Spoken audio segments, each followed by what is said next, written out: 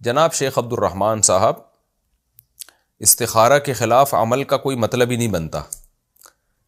اصل میں استخارے کا جو کانسیپٹ ہے نا شریعت میں، قرآن و سنت میں، وہ کانسیپٹ نہیں ہے جو لوگوں میں مشہور ہے۔ لوگ یہ سمجھتے ہیں کہ ہم جب 2 رکعت پڑھیں گے، استخارے کی دعا مانگیں گے، اس کے بعد ہم سوئیں گے تو ہمیں خواب میں ہدایت ملے گی، تو ہم جب صبح اٹھ کے اس ہدایت کے خلاف گئے تو استخارے کے گویا خلاف چلے گئے۔ تو ایسا نہیں ہوتا۔ قرآن و سنت میں، حدیث میں جو استخارہ ہے، وہ استخارہ صرف اتنا ہے کہ 2 رکعت پڑھ کے آپ استخارے کی مخصوص دعا مانگیں، اور کرنا وہی ہے جو آپ کے سمجھ میں آئے۔ تو استخارے میں آپ کو کوئی گائیڈنس نہیں ملتی، کوئی رہنمائی نہیں ملتی۔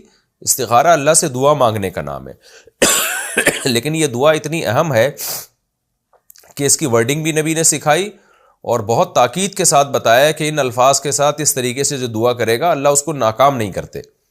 تو اس لیے دعا مانگنے کے بعد پھر کرنا وہی ہے جو اپنی سمجھ میں آ رہا ہے۔